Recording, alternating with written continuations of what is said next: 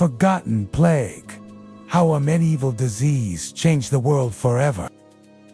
Hello, dear listener, and welcome to a journey back through time, to a world that feels distant, yet carries echoes we still recognize today. Tonight, we step carefully into the shadows of 1580, into the bustling town of Strasbourg, nestled within the Holy Roman Empire, a city alive with daily life, but about to be seized by a strange and terrible affliction, one that will force hundreds of its inhabitants into a relentless, uncontrollable dance. This is the story of the Dancing Plague, a mysterious medieval epidemic, unlike any other, where the bodies of the afflicted moved without rest or reason, consumed by a feverish compulsion that lasted days, weeks, even months. A strange chapter in history where the line between sickness of the body and mind blurred, where despair and desperation led a community into a human whirlpool of movement and suffering. It began innocently, almost unnoticed. One summer day, the streets were filled with the usual bustle. Among the crowd, a woman named Frau Trophia suddenly felt a strange urge rise within her. Without warning, she began to move, her feet tapping, hands rising, body twisting in rhythmic motion. At first, it was a curious dance, a sudden twitch of joy or nervousness, but it quickly grew frantic. Her movements became wild and unstoppable. Passers-by stopped in alarm as she spun and stomped in the middle of the square, oblivious to exhaustion or pain. The crowd swelled, the square filled with bodies, twisting and turning, driven not by music or festivity, but by a compulsive force that no one could explain. Others soon joined. One by one, villagers found themselves unable to resist the irresistible pull of dance. The dance was merciless. Some danced for hours on end, until their limbs ached and their breath came in ragged gasps. Others danced for days, caught in an unending motion that left them trembling on the verge of collapse. A few even danced themselves to death, their hearts giving out under the relentless strain. It was unlike anything the people of Strasbourg had seen. The city's doctors were baffled, unable to diagnose a cause or find a cure. Rumors spread quickly. Some said it was punishment from God for sins. Others whispered of curses or the influence of the stars. The town council gathered urgently to seek answers.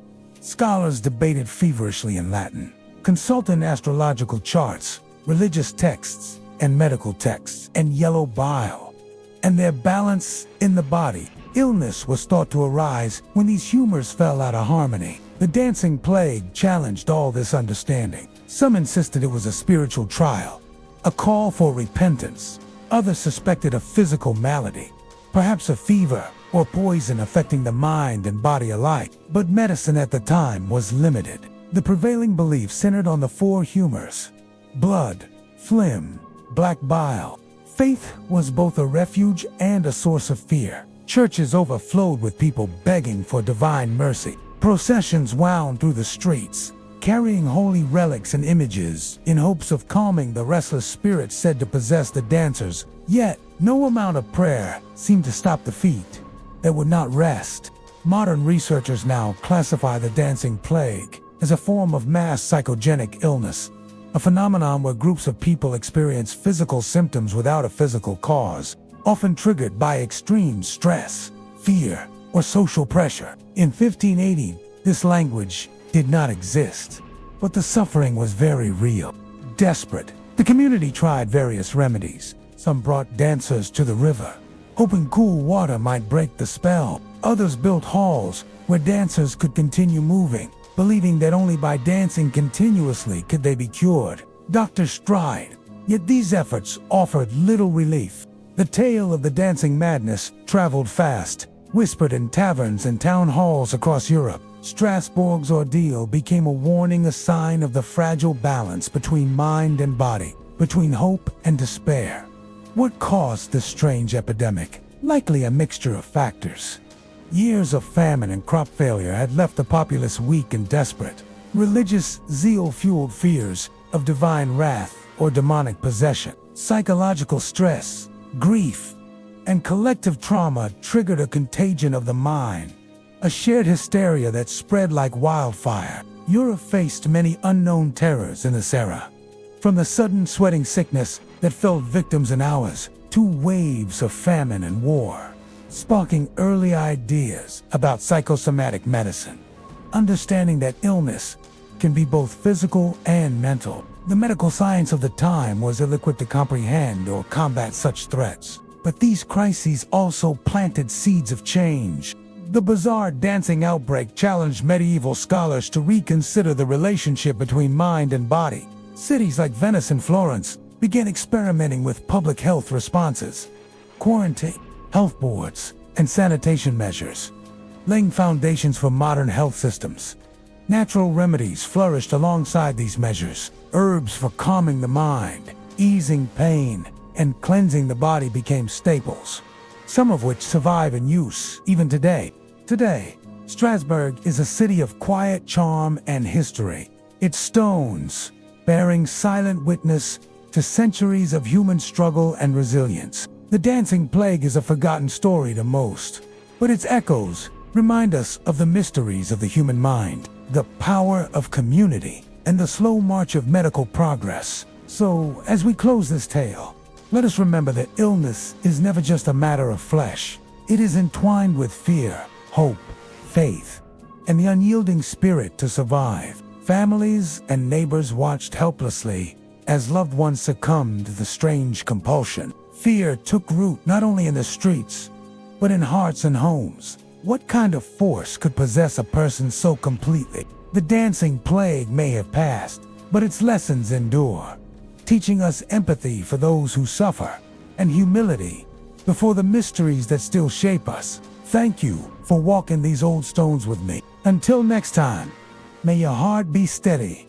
and your feet rest easy. As the plague gripped Strasbourg, the impact rippled beyond the dancers themselves. The uncertainty was unbearable.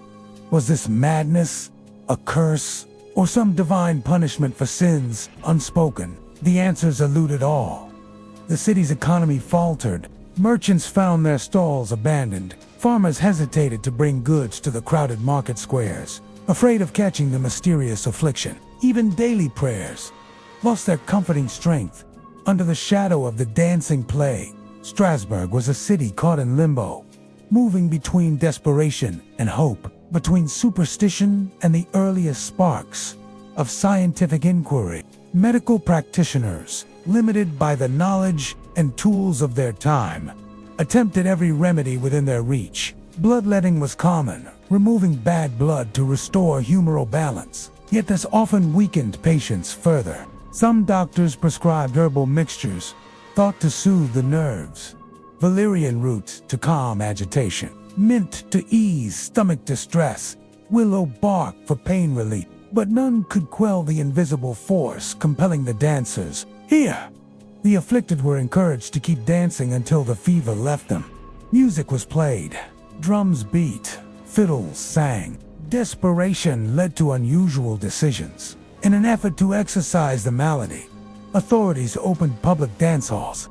The town's spiritual leaders urged repentance, urging the people to atone for imagined sins that had invited the scourge. Instead, it only deepened the tragedy.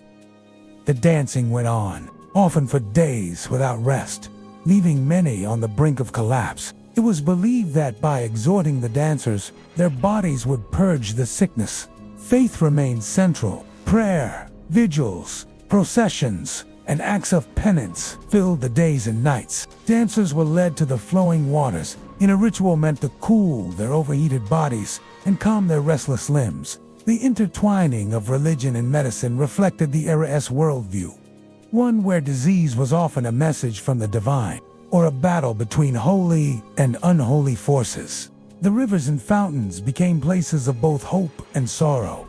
Some found brief relief, others collapsed on the muddy banks, their bodies racked with exhaustion and dehydration. Historical records note similar outbreaks in other regions' episodes, where groups exhibited strange collective behaviors linked to stress and social conditions. While Strasbourg's dancing plague is the most famous, it was not entirely unique.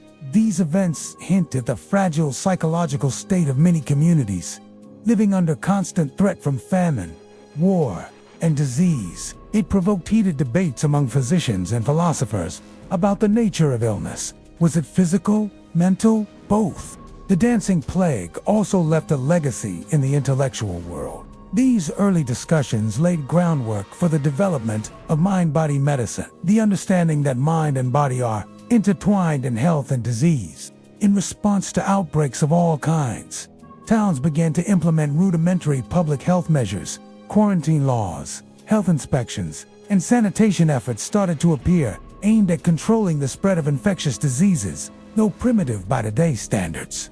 These were crucial first steps toward organized public health. Traditional herbal medicine also gained remedies using valerian, mint, willow bark, and other plants were widely employed. Based on centuries of empirical knowledge, some of these plants contained compounds that modern science recognizes as calming or showing the roots of holistic healing.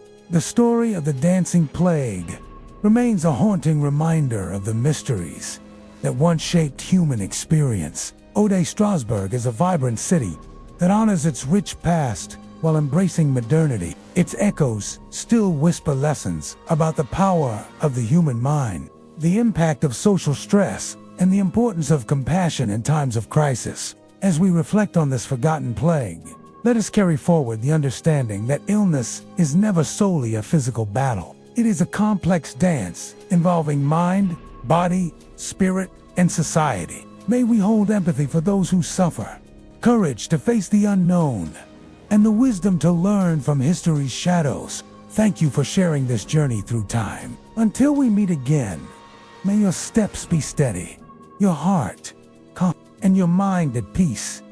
The anxiety that spread was almost as contagious as the dancing itself, a collective trauma gripping the entire town. Families cared for the afflicted, communities gathered in prayer, and healers tirelessly sought remedies. It was a shared human experience, fear, hope, suffering, and perseverance intertwined. As we close our tale, it is important to remember that the dancing plague of 1580 was not simply a bizarre historical footnote. It was a mirror reflecting the human condition, the vulnerability of the mind under pressure, and the lengths to which society will go to seek explanations when faced with the inexplicable. The plague unfolded against a backdrop of immense hardship, poor, famine, plague outbreaks, political instability, and religious upheaval. In such fragile times, fear could easily manifest as physical symptoms shared by many, what we now understand as psychogenic or mass hysteria. Imagine the terror of watching a neighbor suddenly seize with uncontrollable movements, their bodies twisting in pain disguised as dance. Yet, amidst tragedy, the people of Strasbourg exhibited remarkable resilience. From these dark days sprang new ideas. The plague challenged old beliefs and nudged humanity toward understanding the connection between mind and body. Centuries later,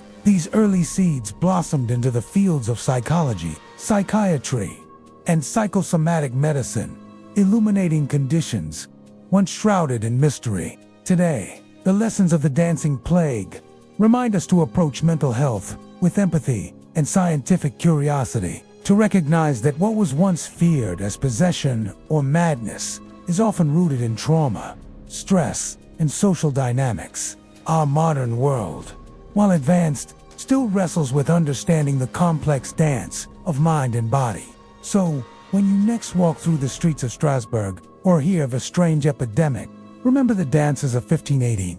Their story is a testament to human fragility and human strength. Thank you for joining me on this journey through history's shadowed corners. If this story stirred your curiosity or your heart, please subscribe and share us all, that more voices may remember the lessons of the past. Until next time, may your mind be clear, your body strong, and your spirit unyielding. Good night.